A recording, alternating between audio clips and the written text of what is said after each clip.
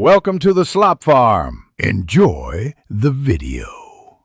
You start by making the phone ready. Plug in or confirm battery is at least 50% because updates pause on low power. Next, connect to a reliable Wi-Fi network so the download is fast and doesn't use cellular data. Once done, make sure you have a current backup to iCloud or your computer. That protects your data if anything unexpected happens. Now, tap Settings to begin. This is where iPhone stores update controls, so you go straight to Software Update. You navigate Settings, choose General, then Software Update.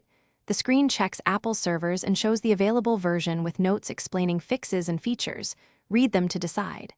If storage is low, offload apps or use the storage menu. Updates need free space.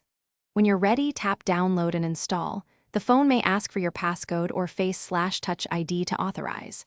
While downloading, monitor Wi-Fi. If interrupted, the download resumes where it left off, so you don't have to. Once the download completes, tap Install and your iPhone will prepare, restart, and show an installation progress bar.